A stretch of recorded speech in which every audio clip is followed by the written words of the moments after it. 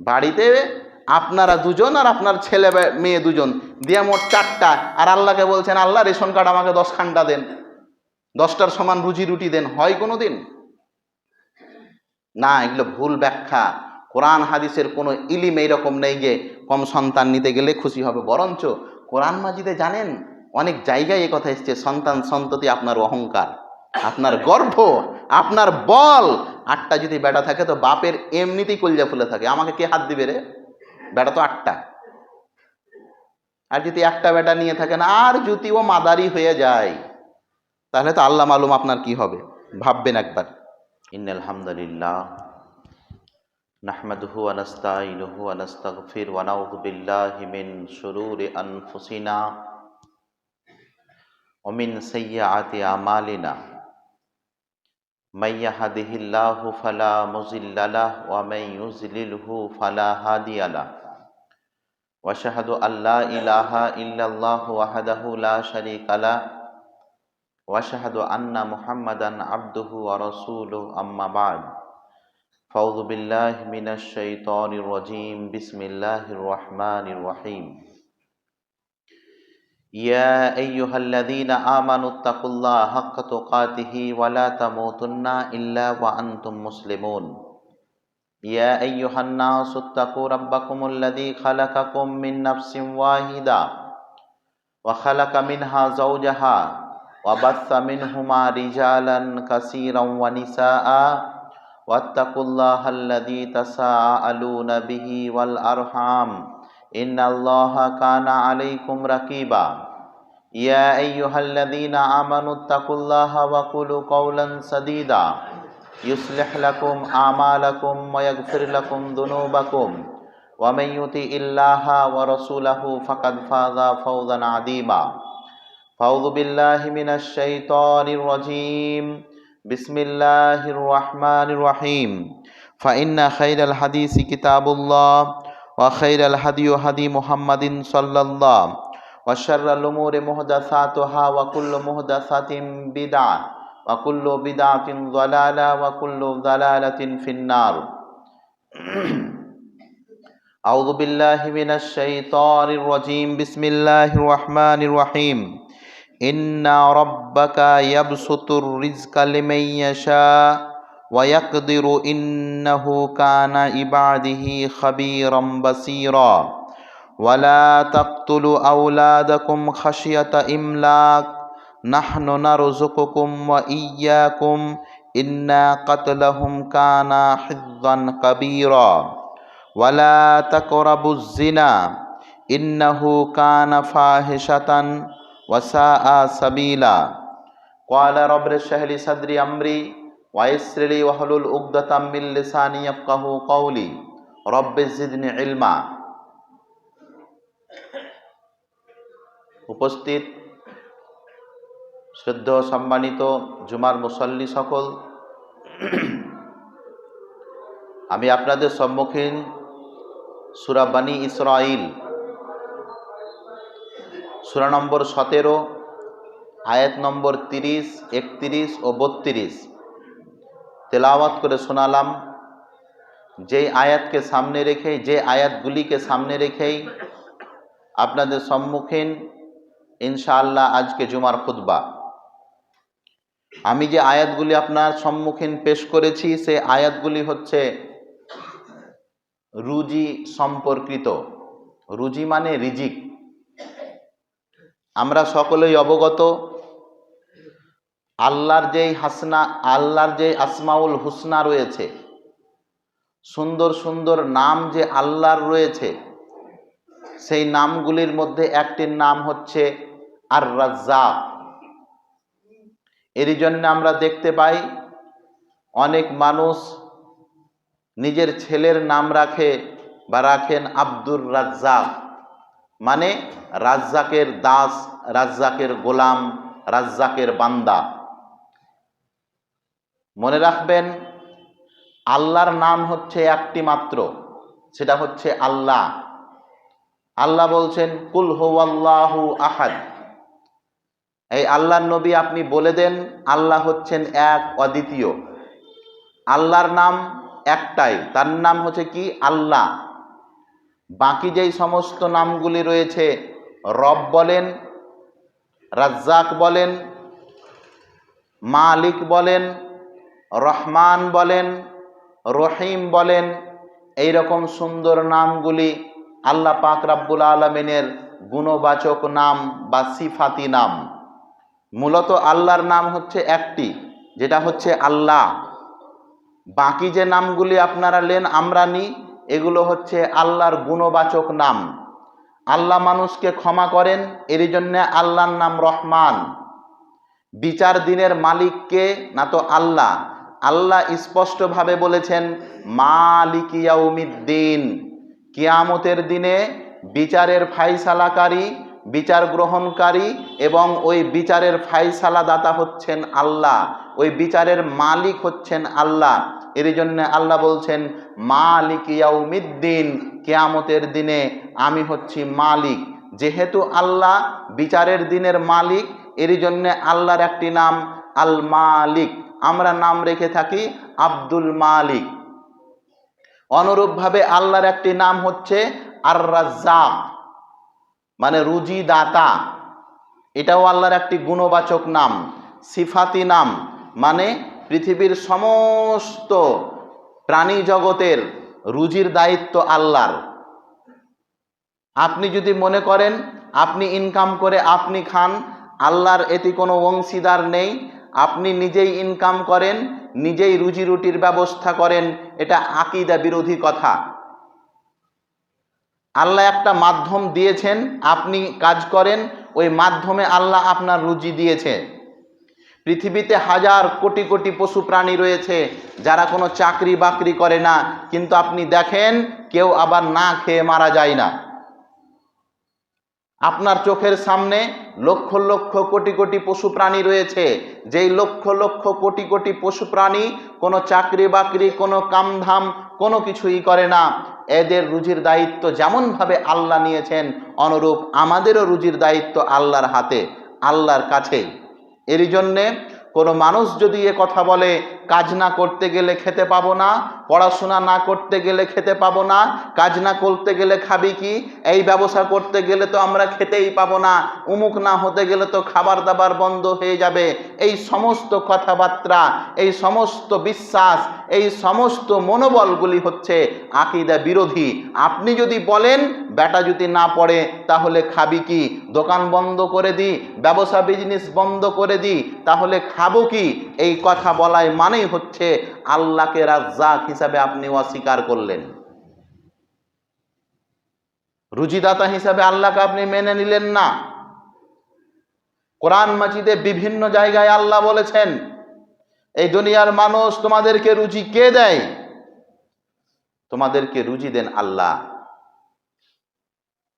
আল্লাহ পাক রাব্বুল আলামিন কোরআন মাজিদে বিভিন্ন জায়গায় কথা বলেছেন ওয়ালানাবলুওয়ান্নাকুম বিশাইইম মিনাল খাউফি ওয়াল জুউ ওয়া নাকসিম মিনাল আমওয়ালি ওয়া আনফুসি ওয়াস সামারাত ওয়া বাশশিরিস সাবিরিন আল্লাযীনা ইযা আসাবাতহুম মুসিবাহ ক্বালু ইন্না লিল্লাহি ওয়া ইন্না ইলাইহি রাজিউন। আল্লাহ পাক রাব্বুল আলামিন অত্র আয়াতে সূরা বাকারার এই আয়াতে স্পষ্ট বলছেন, আল্লাহ বলছেন আমি মানুষদেরকে পরীক্ষা করব ধনাঢ্য দিয়ে, সচ্ছল দিয়ে, টাকা পয়সা দিয়ে, আবার আমি এটা দিয়েও পরীক্ষা করব কোনো সময় তাকে নিঃস্ব করে। ওয়ালানাবলুওয়ান্নাকুম বিশাইইম মিনাল খাউফ ওয়াল জু, কোনো সময় আমি তাদেরকে পরীক্ষা করব ভয় ভীতি দিয়ে, কোনো সময় আবার নিরাপত্তা দিয়ে। এই দুটিই হচ্ছে আল্লাহর পরীক্ষা। কোনো সময় আল্লাহ আপনার সেফটির দায়িত্ব নেবেন, কোনো সময় আল্লাহ আপনাকে নিরাপত্তা দেবেন, তো কোনো সময় আল্লাহ পাক রাব্বুল আলামিন আপনার সম্মুখীন ভয় দেখাবেন, আপনাকে ভয়ের মধ্যে নিমজ্জিত করবেন। আল্লাহর এটা পরীক্ষা। আল্লাহর এটাও পরীক্ষা, আপনি বড় একদিন চাকরি পাবেন, ব্যবসা বাণিজ্য অনেক ভালো চলবে, একদিন আপনি নিঃস্ব হয়ে যাবেন, এটাও হতে পারে আল্লাহর পক্ষ থেকে পরীক্ষা। এরই জন্য মনে রাখবেন রুজি এই বিষয়টি বড়ই ভয়ঙ্কর এবং আশ্চর্য। আল্লাহ পাক রাব্বুল আলামিন প্রত্যেক মানুষের জন্য যেই লোকমা লিখে রেখেছেন কপালে, ভাগ্যতে, নামায়ে আমলে, যা কিছু লিখে রেখেছেন তার সেকেন্ড মুহূর্ত এদিক ওদিক হবে না। জাফাল কালাম অহুয়া কাহিন, আমার আপনার ভাগ্যতে যা আছে এটা লিখে দেওয়া হয়েছে। এর জন্যে রুজি নিয়ে আপনি এত বেশি চিন্তা করবেন না, রুজি আল্লাহর হাতে। আল্লাহ পাক রব্বুল আলামিন স্পষ্ট বর্ণনা করছেন। আল্লাহ বলছেন, ইন্না রব্বাকা ইয়াবসুতুর রিজকা লিমান ইয়াশা, তোমাদের প্রতিপালক, তোমাদের রব যাকে চান তাকে ধনাঢ্যশীল বানান, সচ্ছল বানান। কাকে বানান? যাকে আল্লাহ চান। আবার আল্লাহ কি বলছেন? ওয়ায়াকদিরুহু, এবং আবার আল্লাহ যাকে চান নিঃস্ব করে দেন। আপনি যদি মনে করেন আপনি আপনার ট্যালেন্টের কারণে আপনি এই বড় চাকরি পেয়েছেন, তাহলে এটা ভুল। আপনার চাইতে অনেক ট্যালেন্ট এই রাস্তা দিয়ে ঘুরে বেড়ায়, কিন্তু স্যার কপালে চাকরি লেখা নেই। আপনি যদি মনে করেন আমি ব্যবসাতে খুব টেকনিক, খুব অভিজ্ঞ ব্যক্তি, এর জন্য অল্প সময়ে এত টাকা ইনকাম করে বাড়িঘর জমি জায়গা ডিহি ডব্বর করে নিলাম, তাহলে এটা ভুল আপনার ব্যাখ্যা। আপনার চাইতে ব্যবসাতে বিচক্ষণ ব্যক্তি আজকে ব্যবসাহীন হয়ে বাড়িতে বসে আছে। এর জন্যে আপনি যোগ্যতার অহংকার করিয়েন না। আপনি আজকে হেডমাস্টার, আজকে আপনি বড় জায়গায়, আপনি আজকে বড় আলেম।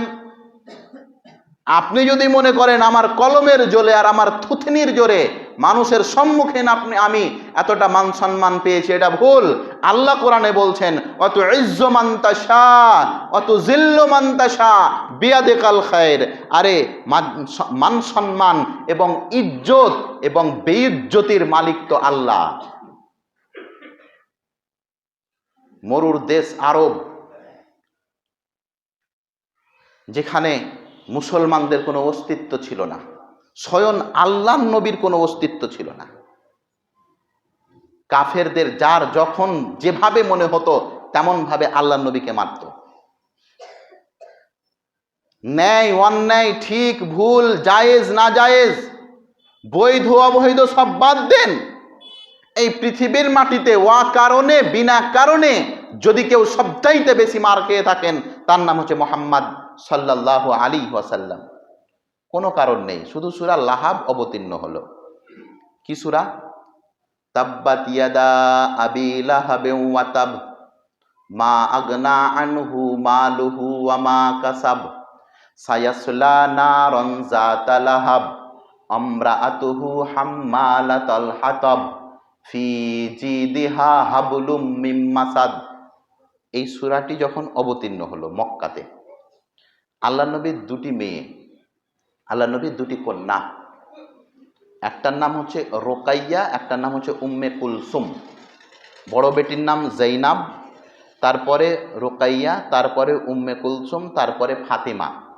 তো আল্লাহর নবীর মধ্যখানে যে দুইটি মেয়ে রোকাইয়া এবং উম্মে কুলসুম, এই দুইজনকে আবু জাহেলের পুত্ররা শুধু তালাক দিয়েছিল এই কারণে যে তাব্বাত ইয়াদা আবি লাহাব কেন অবতীর্ণ হলো। কোনো কারণ নেই, একটা মাত্র কারণ, আল্লাহ এই সূরা অবতীর্ণ করলে কেন? কোনো কারণ নেই। মেয়ে ভালো নয়, উমুক তুমুক, কোনো কারণ নেই। যখনই এই সূরা অবতীর্ণ হলো, তখনই আবু জাহেল তার দুই বেটাকে বলল, মুহাম্মাদের দুটা বেটিকে তুই জমা দিয়াই, আর রাখা যাবে না। আপনারা জানেন, এক তো আরবের মাটিতে মেয়ে জন্মগ্রহণ করাটাই পাপ ছিল, মেয়ে জন্মগ্রহণ করাটাই কি ছিল? পাপ ছিল। তারপরে ফের আবার যদি ডিভোর্স প্রাপ্তা মেয়ে বাড়িতে বসে থাকে, তাহলে তো তার কথাই বলা যায় না। কত ভয়ঙ্কর নীতি, কত ভয়ঙ্কর পরিস্থিতি ছিল। কোনো কারণ ছিল না আল্লাহর নবীকে তারা যে কষ্ট দিয়েছে, কোনো কারণ নেই, বিনা কারণে এরকম কষ্ট দিয়েছে তারা। মুসাইব বিন উমাইরকে তার ভাই খাটে বেঁধে দিয়েছে, খাটে।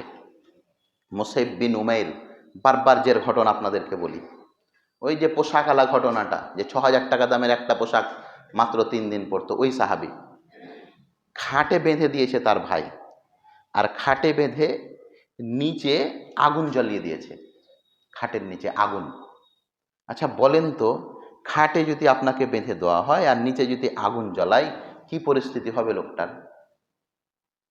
চামড়া গলে মাংস দেখা যাচ্ছে, আর ওই মাংস চর্বি গলে গলে গলে ওই আগুনগুলোতে পড়ে নিভে যেত। আল্লাহ নবীর কাছে যখন যেতেন, মুসাইব বিন উমাইর পিঠটা দেখাতেন আল্লাহ নবীকে। তো আল্লাহ নবীও তো অসহায়, তারা তো আল্লাহ নবীকেও মারে। আল্লাহ নবী কিছু করতে পারবেন? শুধু আল্লাহ নবী আল্লাহর কাছে দোয়া করতেন যে আল্লাহ, মুসাইবকে তুমি কবুল করে নাও, আল্লাহ তুমি মুসাইবকে কবুল করে নাও। কোনো কারণ ছিল না তারা এইদেরকে যে মারতো, তারা এর কোনো কারণ ছিল না, কারণ একটাই, আল্লাহর কথা বলা যাবে না এই জমিনের মাটিতে। প্রিয় ভাই, বিখ্যাত বিখ্যাত সাহাবায়ে কেরাম প্রতিষ্ঠিত ব্যক্তি ছিলেন এনারা, বড় বড় ব্যবসায়ী মানুষ ছিলেন। আবু বকর বড় ব্যবসায়ী মানুষ, এদের সমস্ত ব্যবসা বাণিজ্যকে ঠপ করে দিয়েছিল এই মক্কার কাফেরেরা। কেন? দিন ধর্ম প্রচার করতে পারবি না। আপনারা জানেন আল্লাহ নবীর সবচাইতে কাছের বন্ধু আবু বকর না? আবু বকর একজন প্রতিষ্ঠিত ব্যবসায়ী, কিন্তু এর ব্যবসাকে বন্ধ করে দিয়েছিল এই কাফেরেরা। তারপরেও রুজি নিয়ে কোনোদিন তারা চিন্তা করেনি। আজকে আমাদের সমাজের মধ্যে সবচাইতে বেশি চিন্তিত হচ্ছে রুজি নিয়ে, ইনকাম নিয়ে, টাকা নিয়ে। আপনি একবার ভেবে দেখেন, ছেলেটার বয়স এখন 26, কাজবাজ কিছু করে না, এর জন্য বলে ছেলেটার বিয়ে হবে না, কেউ বেটি দেবে না হবে। আচ্ছা বলেন তো, বেটির বিয়ে আপনি টাকার সঙ্গে দিবেন না ছেলের সঙ্গে দেবেন? আজকে কি মনে হচ্ছে যে বিবাহগুলি মানুষের সঙ্গে মানুষের হচ্ছে? আজকে অধিকাংশ বিবাহ রূপের সঙ্গে ক্যারিয়ারের হচ্ছে, সরাসরি যেটা ইসলাম বিরোধী কাজ। প্রিয় ভাই, রুজি নিয়ে চিন্তা করিয়েন না। আল্লাহ পাক রাব্বুল আলামিন বলছেন, ইন্না রাব্বাকা ইয়াবসিতুর রিজকা লিমান ইয়াশা ওয়া ইয়াকদির, নিশ্চয় আল্লাহ পাক রাব্বুল আলামিন যাকে চান ধনাঢ্য বানান এবং যাকে চান নিঃস্ব বানান। ইন্নাহু কানা বিইবাদিহি খাবীরান বাসীরা, অবশ্যই তিনি তথা আল্লাহ তার বান্দাদের সম্পর্কে অত্যধিক জ্ঞান রাখেন এবং বান্দাদের ব্যাপারে আল্লাহ পাক রাব্বুল আলামিন সবসময় জ্ঞাত থাকেন। আপনি কি করছেন না করছেন এই ব্যাপারে আল্লাহ সজাগ থাকেন। আল্লাহ বলছেন, ওয়ালা তাকতুলু আওলাদাকুম খাশিয়াতা ইমলাক, এই দুনিয়ার মানুষেরা রুজির ভয়ে, টাকা পয়সার ভয়ে, খোরপোশের ভয়ে তোমরা নিজের সন্তানদেরকে মেরো না। তিনটা যদি বেটালি তো খাওয়াবো কি? এই যে বাঁঝা হওয়ার যে একটা প্রবণতা তৈরি হয়েছে আপনাদের, বাঁঝ, এই একটা ভালো দুটা নিলে চলবে। অধিকাংশ মানুষের ব্রেনে হয়েছে সন্তান সন্ততি দুটা ভালো। সন্তান সন্ততি কয়টা ভালো? কোন ভূতে যে আপনাকে এই গল্প বুঝিয়েছে? আল্লাহর নবী মুহাম্মদ সাল্লাল্লাহু আলাইহি সাল্লাম বলছেন, তাজাওয়াদুল ওয়ালুদ ওয়াল ওয়াদুদ, এমন মেয়েকে বিবাহ করো যেই মেয়ে তোমাকে বেশি বেশি ভালোবাসতে পারবে, যেই মেয়ে বেশি বেশি সন্তান সন্ততি দিতে পারবে। আল্লাহর নবী জিজ্ঞাসিত হলেন, আল্লাহর নবী বিবাহর পূর্বে কি করে বুঝবো সে আমাকে বেশি করে ভালোবাসতে পারে, সে বেশি সন্তান দিতে পারে? আল্লাহর নবী বললেন, তার বংশের পরম্পরা দেখো, নীতি কি আছে, তাদের বংশের বায়োডাটা দেখো, নীতি কি আছে। তাদের বংশতে যদি দুটা একটা ছেলে পিলে লোয়ার নীতি থাকে, ওই পরিবার ওই বংশতে তুমি বিয়ে করো না।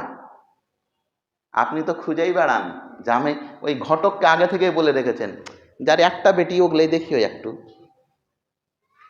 আর একটা বেটা হতে গেলে তো মানুষ ওই ছিঁড়াছিঁড়ি করে বিবাহ দেওয়ার জন্য, যদি একটা বেটা হয়েছে। অথচ আল্লাহ রসুল বলছেন, বিবাহ করো কাকে? এমন মহিলা তোমাকে বেশি ভালোবাসবে এবং বেশি সন্তান সন্ততি দেবে। আল্লাহ নবী কি করে জানবো যে বেশি ভালোবাসবে আর বেশি সন্তান দেবে? আল্লাহ নবী বললেন, তার মাকে দেখো, তার দাদি নানিকে দেখো কোন নীতিতে আছে। এরা যদি এইরকম থাকে, তারা যদি তার বাবাকে তার মা যদি বেশি ভালোবেসে থাকে, তার দাদাকে যদি তার দাদি বেশি ভালোবেসে থাকে, তার নানাকে যদি তার নানি বেশি ভালোবেসে থাকে, তাদের বংশই যদি এই গতিটা থাকে, তাহলে তোমার স্ত্রীও ওই রকমই হবে, এই আশা করা যায়। তাদের সন্তান সন্ততি যদি বেশি থাকে, তাদের নানি দাদা ফুফু, নানি দাদি ফুফু খালা, এদের যদি সন্তান সন্ততি বেশি থাকে, তো ওদের পেটেরই, ওদের কোখেরই এটা, এরও সন্তান সন্ততি বেশি হবে। এই রকম মেয়েকে দেখে বিয়ে করো যে বেশি সন্তান দেয়। অথচ আজকের মুসলমানেরা একটা হলে ভালো, আর দুটা হওয়ার পরে বন্ধ। আল্লাহ রাসূল সাল্লাল্লাহু আলাইহি সাল্লাম এই বাচ্চা বন্ধ করাকে হারাম করেছেন। কেন আপনার দুটি ছেলে? আল্লাহ নবী মুহাম্মদ সাল্লাল্লাহু আলাইহি সাল্লাম সন্তান সন্ততির জন্মের ব্যাপারে কথা বলতে গিয়ে আল্লাহ রসুল বললেন, তোমরা সন্তান সন্ততি বেশি নাও, তোমরা সন্তান সন্ততি বেছে নাও, কেননা কিয়ামতের দিনে আমি অহংকার করব, গর্ব করব কি নিয়ে? আমার উম্মতের বেশি, আমার উম্মতের অধিক্য নিয়ে। আমার উম্মত যে বেশি হবে, এই উম্মত বেশি হওয়ার কারণে আমি হাসরের মাঠে কি হব? গর্বিত হব। কোন কানা ভূতে আপনাকে বলে দিয়েছে বেটা বেটি দুই একটা লে, তাহলে বড় বড় ইউনিভার্সিটিতে পড়াতে পারবি? আপনি দুনিয়াতে যত যত মানুষেরা দুনিয়াতে কিছু করেছে তাদের দেখেন বেটা বেটি কয়টা? আপনাকে উদাহরণ দিই দুই একটা। ডক্টর জাকির নায়ককে কে চিনেন না বলেন তো?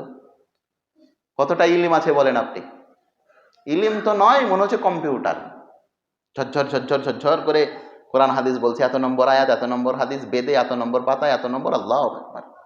মানুষ দেখে দেখে ওরকম করে পড়তে পারবে না, যত স্পিডে তিনি বলেন। আল্লাহ দয়া করুক তিনার উপরে, আল্লাহ জান্নাতবাসী বানাক, আমরা দোয়া করি। আমাদেরই ভাই তিনি, যদিও কোনো কারণবশত তিনি ভারত আসতে পারছেন না, আমরা আল্লাহর কাছে দোয়া করবো, আল্লাহ আমাদের বান্দা, আমাদের এই জন্মভূমির একজন ছেলে, একজন পুত্র, এই জন্মভূমিতে তুমি তার তিনাকে ফিরিয়ে দাও, আল্লাহুম্মা আমিন। আপনি জানেন এই ডক্টর জাকিরেরা কয় ভাই বোন? তিনি নিজেই মুখে বলেছেন, দেখবেন যে 6 ভাই তিনারা। যাকে দেখবেন আপনি উঁচু উঁচু স্তরের দেখেন, যারাই উঁচু লেভেলের গেছেন, কোনোটাই একটা বেটা নয়। হ্যাঁ, একটা বেটা তাদেরকে দেখতে পাবেন, কাদেরকে বলেন তো? ওই ঢুকতে যেয়ে সিঁড়ির ডান দিকে একখানটা ছোট্ট করে ঘর আছে, মাথা সোজা করা যায় না, ওখানে যে ওই বুড়া বুড়ি আছে, ওরকে বেটা বেটি জিজ্ঞাসা করেন, গায়ে একটাই আছে। আল্লাহু আকবার। যদি 5টা বেটা থাকে, 4টাতেও যদি লাত মারে, একটাও ভালো হবে। এরকম নীতি দেখবেন। একটা বাগান আছে, বাগান বাগান ধরলেন, আমের বাগান আছে, দেখবেন পুরো বাগান নিঃস্ব যাবে না আমে। 3টা তো হয়নি, 2টাতে হয়েছে। আরে 5টা বাগান, বাগানে 10টা গাছ আছে, 8টাতেই যদি আম না ধরে, 2টাতে ধরবেই, খালি যাবে না। আপনি দেখেছেন এরকম কোনো বাগান? বাগানকে বাগান মৌলভী সাহেব একটা তো আম ধরেনি, না, এটা হবে নাই। এটা আল্লাহর নিয়মই নয়, এটা আল্লাহর সৃষ্টির নিয়ম নয়। এটা 18টা বেটা নেই, জয়টা বেটা, বেটার মধ্যে অধিকাংশ সবটি বেটা আপনাকে ওই রকম করবে না, একাধটা বেটাও আপনাকে ওই পথে দেখাবে। আর শোনেন, বেটা নিজের কপাল নিয়ে এসেছে, আপনি ওর কপাল তৈরি করে দেবেন, এটা কি কেন ভাবছেন আপনি? আপনি কি মনে করেন ওই বেটার ভবিষ্যৎ আল্লাহ আপনার হাতে লিখেছে? না, আল্লাহ আপনাকে একটা মাধ্যম বানিয়েছে মাত্র, তাছাড়া আপনি কিছু নন। এর জন্য এই বোকামো চালগুলো ছাড়েন। সন্তান সন্ততি বেশি নিতে গেলে যে রুজি রুটিতে বরকত কমে যাবে, এগুলো ভুল কথা। বরঞ্চ সন্তান সন্ততি বেশি নিতে গেলেই রুজি রুটিতে বরকত আসবে। আল্লাহ রুজি দেবেন, 5টা বেটা আপনার, তো 5টা বেটার রুজি আপনাকে দেবে, বেটাই তো 2টা। তো রেশন কার্ড আপনাকে 5টা দিবে কেন আল্লাহ? বাড়িতে আপনারা 2জন আর আপনার ছেলে মেয়ে 2জন দিয়ে মোট 4টা, আর আল্লাহকে বলছেন, আল্লাহ রেশন কার্ড আমাকে 10খানটা দেন, 10টার সমান রুজি রুটি দেন। হয় কোনো দিন? না, এগুলো ভুল ব্যাখ্যা। কোরআন হাদিসের কোনো ইলিম এইরকম নেই যে কম সন্তান নিতে গেলে খুশি হবে। বরঞ্চ কোরআন মাজিদে জানেন অনেক জায়গায় এই কথা এসছে, সন্তান সন্ততি আপনার অহংকার, আপনার গর্ব, আপনার বল। 8টা যদি বেটা থাকে তো বাপের এমনিতেই কলজা ফুলে থাকে, আমাকে কে হাত দিবে রে, বেটা তো 8টা। আর যদি একটা বেটা নিয়ে থাকেন, আর যদি ও মাদারি হয়ে যায়, তাহলে তো আল্লাহ মালুম আপনার কি হবে। ভাববেন একবার, হতেও পারে সমাজে খারাপ লোকের সংখ্যা বেশি, তাই নয়? ভালো লোক বেশি আজকে না খারাপ লোক বেশি আজকে? তা আপনি তো নিয়েছেন একটা, খারাপ হওয়ারই চান্স আছে বেশি। যদি 5টা নেন, খারাপ হওয়ার সংখ্যা বেশি। তো 5টার মধ্যে 4টাই খারাপ হতে পারে, যেহেতু খারাপের প্রবণতা 10% তো ভালো আছে মানুষ, তো 10%-এর মধ্যে একটা পড়ে যাবে। আল্লাহ তাআলা বলছেন, লা তাকতুলু আওলাদাকুম খাশিয়াতাম ইমলাক, অভাব অন্টনের ভয়ে তোমরা তোমাদের সন্তানদেরকে হত্যা করো না। আপনি ভয়ে ভয়ে ভয়ে ছেড়ে নিচ্ছেন না, সন্তানদেরকে হত্যা করছেন না। আল্লাহু আকবার। কত মা, কত বোকা বাপ পেটেই ছেলেদেরকে মেরে দিচ্ছে। বেটিটার বয়স এখন 2 বছর চলছে মৌলভী সাহেব, না আর বাচ্চা নেওয়া যাবে না, ভুল করে চলে এসছে। আল্লাহু আকবার। একটা জিন্দা মানুষকে মেরে দিচ্ছেন গো। আরে নেহি বাইরে বের হয়নি, পেটে তো জিন্দা আছে সে, টেস্টে ধরা পড়েছে সে কি বাচ্চা হয়ে গেছে, পেটে বাচ্চা আছে। তারপরে আপনি কি করছেন, কি বড়ি খাওয়াচ্ছেন। আল্লাহু আকবার। আপনি দেখবেন একটা জিন্দা মানুষকে মারতে গেলে যতটা কষ্ট অনুভব করে, ট্যাবলেট বড়ির মাধ্যমে পেটে যে ছেলেটাকে মারা হয় তার চাইতে বেশি কষ্ট অনুভব করে। কারণ একটা মানুষকে মারতে গেলে আপনি যেভাবেই মারেন মেরে দিবেন ওকে, কিন্তু জানেন আপনি পেটের মধ্যে যে ছেলেটাকে মারা হয় ট্যাবলেট দিয়ে, এই ছেলেটা একদিনে মরে না, একসঙ্গেই মরে যায় না, গলিয়ে পচিয়ে দেওয়া হয় তার ওই ট্যাবলেটের ক্ষমতা এতটা এরকম। আল্লাহু আকবার। সেই দুধের বাচ্চা মানে সেই ভ্রূণ যে মায়ের রক্ত খেয়ে খেয়ে মানুষ হচ্ছে, তার উপরে এই অত্যাচার করতে একবারও আপনার হাত কাঁপে না, একবারও ভয় লাগে না? কিসের ভয় করছেন আপনি? আরে রুজি তো ওই নিয়ে এসছে, ওর ভাগ, আপনার ভাগ নেবে না ওই। আপনি মনে করছেন কি আপনি খিলান না, আল্লাহ কপাল দিয়েছে তাকে, ভাগ্য দিয়েছে আকে, আল্লাহ ওর রুজি আপনার বাড়িতে দিয়েছে। এর জন্য বোকামো কাজগুলো করবেন না। আল্লাহ বলছেন, নাহানু নারযুকুকুম ওয়া ইয়্যাকুম ইন্না কাতলাহুম কানা হিজ্জান কাবীরা। আল্লাহ পাক রব্বুল আলামিন বলছেন, তোমরা অভাব অন্টনের কারণে, অভাব অন্টনের ভয়ে তোমার সন্তান সন্ততিকে হত্যা করো না। জেনে রাখো আমি তোমাদেরকেও রিজিক দিয়ে থাকি এবং তোমার সন্তানদেরকেও রিজিক দিয়ে থাকি। নিশ্চয়ই তাদেরকে হত্যা করা মহাপাপ, ছোট মোটো পাপ নয়, এটা কাবিরা গুনাহ। এর জন্যে এই সন্তান সন্ততির ব্যাপারে যে রুজির বিষয়টি আছে সেটার ব্যাপারে খুব সাবধান হন। আল্লাহ পাক বলছেন, ওয়ালা তাকরাবুজ জিনা ইন্নাহু কানা ফাহিশাতান ওয়া সাআ সাবিলা, তোমরা ব্যভিচারের কাছেও যেও না, নিশ্চয়ই ব্যভিচার অশ্লীল কাজ এবং মন্দ কথা। আজ ব্যভিচারের তো প্রবণতা পেয়েছে। 50 টাকায় পতিতালয় কিনে পাওয়া যায়, পতিতালয়ের কাছে যেতে গেলে 500 টাকা খরচ হয়, আর বিবাহ করতে গেলে 5 লাখ টাকা খরচ হয়। বলেন সহজ কোনটা করেছেন আপনারা?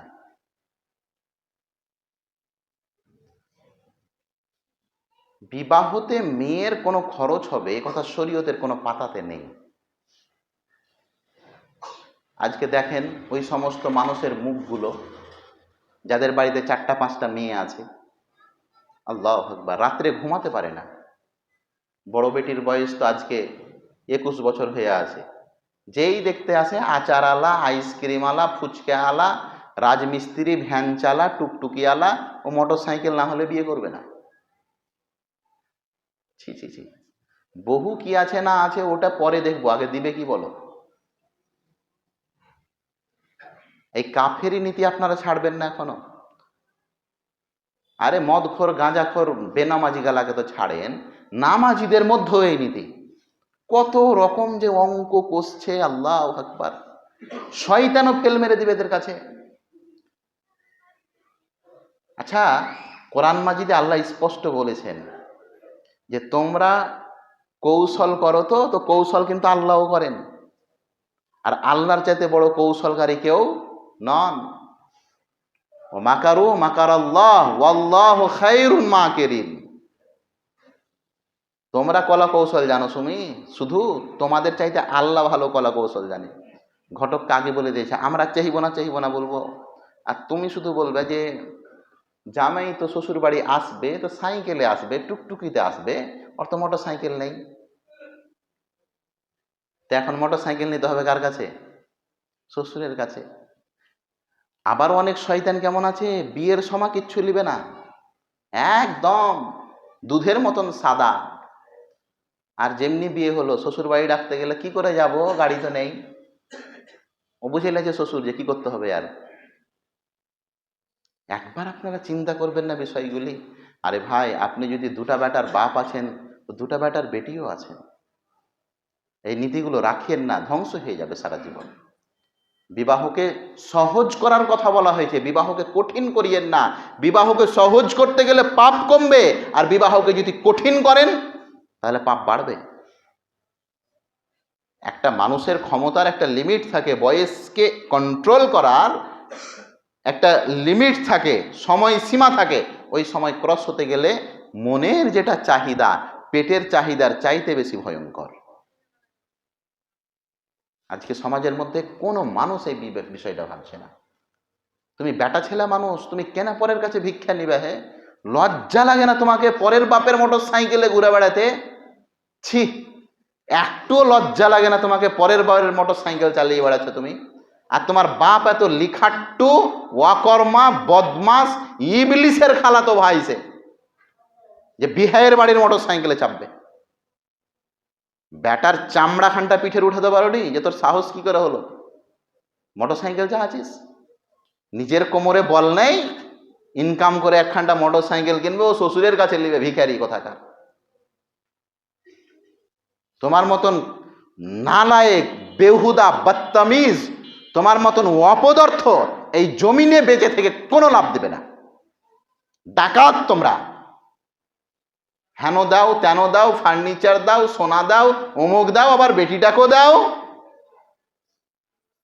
হাবিয়া দোজখে আছে এগুলো সব। আমি তো আশ্চর্য যাই, এই পণের ব্যাপারে যে চাপাচাপি হচ্ছে, ওখানে নমাজিরা বসে থাকছে কি করে? আল্লাহর গজব আসবে ওই বয়না নামে জিনিসটার উপরে। গরু বকরি বেচতে গেলেও এত দামাদারি হয় না যত বেটি বেচতে গেলে দামাদামি হয়।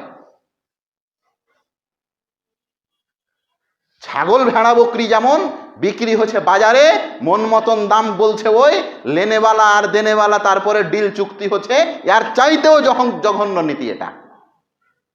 সবাই নীরব দর্শক হয়ে দেখছে, কিসের দায়িত্বশীল আর কিসের মুলবি সাহেব, আর কিসের সাধারণ, আর কিসের জ্ঞানী, আর কিসের পণ্ডিত, বুঝানোর কোনো লোক নেই। এই বেহুদাপনিগুলোকে যদি আপনারা না বাধা দেন, ভবিষ্যতে দেখবেন এটা ভয়ঙ্কর পরিস্থিতি তৈরি হবে। আজকে দু চাক্কাই হচ্ছে, 2030 আর দু চাক্কাই হবে না, তখন 4 চাক্কার বাইনা ধরবে এই কুলাঙ্গারেরা। এর জন্য খুব সাবধান প্রিয় ভাই।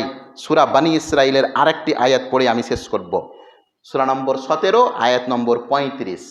আল্লাহ বলছেন, ওয়া আউফুল কাইলা ইদা কিলতুম ওয়াজিনু বিল কিস্তি আল মুস্তাকিম যালিকা খায়রুম ওয়া আহসানু তাবিলা। আল্লাহ বলছেন, এই শোনো, তোমরা মাপে পরিপূর্ণ দাও, যখন তোমরা পরিমাপ করো এবং সঠিক দাঁড়িপাল্লায় ওজন করো, এটা কল্যাণকর ও পরিণামের ব্যাপারে সুন্দরতম। সূরা নম্বর 17, আয়াত নম্বর 35। আল্লাহ বলছেন যে তোমরা যখন লেনদেন করবে, তো কোনো জিনিস তো মাপামাপি হয় না? সবই মাপামাপি হয়, জমি জায়গাও মাপামাপি হয়, আলু ডাল, তেল পটল, মাংস তরকারি সবই মাপামাপি হয়। বিনা মাপে কোনো জিনিস দেয় না মানুষ। আল্লাহ বলছেন, দাও ঠিক ঠিক, নাও ঠিক ঠিক। এই মাপের ব্যাপারে তুমি 19 করো না। আজকে দেখুন সমাজের মধ্যে, আমিন আপনি ডেকেছেন জাগা মাপার জন্য, তো আমিনকে যেদিন ডাকতে যান সেদিনই 2000 টাকার কড়কড়ে 4খানটা, ওই কালো কালো 4খানটা রোড পকেটে আমিন সাহেবের গুঁজে এসছেন এবং বলছেন, আমিন সাহেব একটু দেখিয়েন। বলে আসেননি আপনি? আপনি ছাগলের ব্যবসা করেন, বকরি ছাগল, দালালি না কি বলে না ওগুলোকে, খাসি ওজনে বিক্রি হচ্ছে 400 টাকা কিলো। ওজনে বিক্রি হচ্ছে খাসি, পুরোটা দাঁড়ি পাল্লাতে কুরবানির সময় আপনারা দেখতে পান 400 টাকা কিলো। ওই যখন গ্রাহক আসবে দাঁড়ি পাল্লাতে চাপাবে, তখন 30 টাকা কিলো কলা, 2 কিলো কলা 60 টাকা দিয়ে ওই দালাল ওই খাসিকে খাইয়ে দিয়েছে। খরচ হলো 60 টাকা, আর বেড়ে গেল 4 দুগানা 800 টাকা। বলেন তো এই দালালের কি হবে? যেই আমিন যারা মাপছে, যারা জমি জায়গা মাপে, এই আমিনদের আপনি দেখবেন যে পকেটে একটু গরম করে দিয়েছে তার দিকে এক বিদ্যা দিয়ে দিলে, আর যে দেয়নি তার দিক থেকে টেনে আর দিকে ভরে দিলে। অসংখ্য দাড়ি পাল্লার মাপের যেটা রমরমা চলছে সেটা সহ্যের বাইরে। একই জিনিস, দুটা টলিতে বালি এসেছে, বালি, দুটা টলিতে কি এসেছে? বালি। তো এই দোকানিকে আপনি জিজ্ঞাসা করেন, ভাই বালি কত টাকা সেফটি? আল্লাহর কসম ভাই 5,000-এর নিচে দুয়েই যাবে না। একটু দেখো ভাই, না ভাই আল্লাহর কসম 5,000-এর নিচে দুয়েই যাবে না।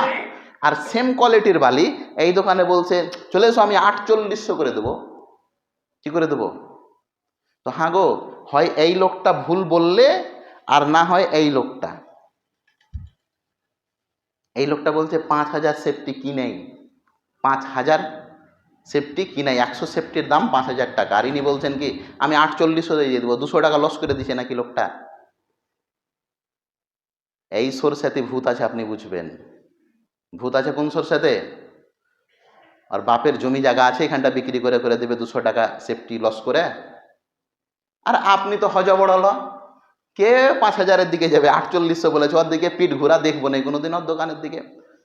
শোনেন, হাজার হাজার মানুষ আজকে যারা লেনদেনের ব্যাপারে অপচয় করছেন, দাড়ি পাল্লা ঠিকঠাক রাখছেন না, ওজনে কম দিচ্ছেন, এই সমস্ত পরিস্থিতি এতই বিপদ হয়ে দাঁড়াবে। এটা বান্দার হক, এটা আল্লাহর হক নয়। আপনার বাড়ি আমি কোনো জিনিস কিনতে গেলাম, দাঁড়িয়ে কেমন কি করলেন, প্রত্যেক দাঁড়ি পাল্লাতে আপনি 500-1 কিলো করে কম বেশি মনে আপনি নিয়ে নিচ্ছেন। সাবধান, যত মন আপনি আমার মেরে খেয়েছেন, কিয়ামতের দিনে আল্লাহ এখানে নাকি গলাবেন না। আল্লাহ বলবেন হক আর হক মেরেছে এই, এরা দুজন কি করবে, করুক এইবার। কত সেফটি বালু মেরেছেন তখন বুঝেন আপনি। ও আল্লাহ বলছেন ওয়া আহসাহুল্লাহ ওয়া নাসুহু, ওহারা তো কত চুরি করেছে ভুলে গেছে, কিন্তু আল্লাহ ভুলেনি। আল্লাহ বলছেন কি, তোমরা তো ভুলে যাও কাকে কি বলো, কার কি নাও, কার কি খাও, তোমরা তো দিন আসে দিন খাও, ভুলে যাও সকাল সন্ধ্যা হতে গেলে, কিন্তু আল্লাহ ভুলেন না।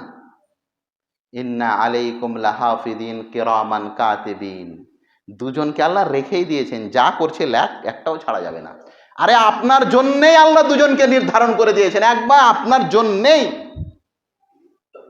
আর আপনি 9-কে একবার 6 দেখাচ্ছেন, 6-কে একবার 9 দেখাচ্ছেন, দিয়ে আপনি বলছেন যে না, বকরি আমার কাছে লিও, 380 টাকা করে আমি দিয়ে দেব।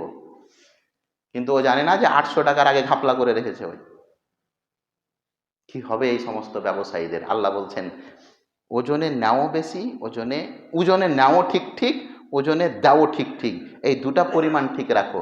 এইবার মুলবি সাহেব শেষ কথা আপনি শুনে যান, লাভ কত টাকা করব, এর আগেও বলেছি আপনাকে, এখনো বলছি আপনাকে, লাভের কোনো পরিসীমা আল্লাহ দেননি। 1 টাকার জিনিস আপনি 100 টাকাতেও বেচতে পারেন, কিন্তু মানুষের প্রতি যেন জুলুম না হয় আর মিথ্যা কথা জেনে না হয়। এই দুটা জিনিস আপনি মনে রাখবেন। 1 টাকার জিনিস আপনি 100 টাকাতেও বেচতে পারেন, কিন্তু শর্ত হচ্ছে দুটা। এক, যে লোকটার কাছে বেচছেন তার কাছে জুলুম তো হয়ে যায় না। 2, মিথ্যা কথা বলে বেচতে পাবেন না। আল্লাহর কসম ভাই 98 টাকাই কিনেছি, যে আপনি 100 টাকায় বেচছেন, অথচ 50 টাকায় কিনেছেন আপনি। না, এটা হারাম। আপনি 50 টাকায় কিনে 100 টাকা বেচেন না, শরীয়ত কোনোদিন আপনাকে বাধা দেয়নি, কিন্তু আপনি মিথ্যা কথা বলবেন না। ভাই 100 টাকায় নিবে, নাও, না হয় দেখো। আর জুলুম কাকে বলেন? কাউরি দোকানে আলু নেই, আলু আছে শুধু আপনারই দোকানে। পুরো ঔরঙ্গাবাদে আলু নেই, আলু আছে আপনার দোকানে, আপনি দাম বাড়িয়ে দিয়েছেন 100 টাকা। লিবিলে না লিবি যা, না এটা জুলুম, এটা জুলুম, এটা করা যাবে না। তো এইরকম জুলুম করবেন না। আর দ্বিতীয় হচ্ছে কি, মিথ্যা কথা বলবেন না। আপনি বেচেন না গো, কত টাকায় আপনি বেচতে পারবেন, শরীয়তে বাধাই দেয়নি। আনাসের ওই হাদিস শুনিয়েছি আপনাকে, আল্লাহ রসুল টাকা দিলেন, কারেন্সি দিলেন, তা সেটা নিয়ে গিয়ে টাকাও দিয়েছে আল্লাহ রসুলকে, ছাগলও দিয়েছে। আল্লাহ রসুল বলছেন কি ব্যাপার, যেটি দিয়েছেন ওটিও ঘুরিয়ে দিচ্ছ, ছাগলও যে দিল। তখন আল্লাহ নবীকে বলছেন, আনাস আপনি জানেন, আপনি যে ছাগল কিনতে বলেছেন আমি ডাবল লাভ করেছি, মানে যে ছাগলটা কিনেছি সেটা ডাবল টাকায় বেচতে পেয়েছি, ফের আপনাকে একটা ছাগলও দিয়ে দিলাম, ফের টাকাও দিয়ে দিলাম। এর জন্যে কোনো বাধা নেই, কিন্তু হ্যাঁ এই দুটা জিনিস আপনি লক্ষ্য রাখবেন, মিথ্যা কথা বলে ব্যবসা বিজনেস করবেন না। প্রিয় ভাই, আজকে রুজি নিয়ে কিছু আলোচনা করলাম। আল্লাহ যেন আমাদের সকলকে সঠিকভাবে চলার এবং রুজি নিয়ে বেশি চিন্তা না করে আখেরাতকে নিয়ে চিন্তা বেশি বেশি করার তৌফিক দান করেন। আমিন। ওয়া আখিরু দাওয়ানা আলহামদুলিল্লাহি রাব্বিল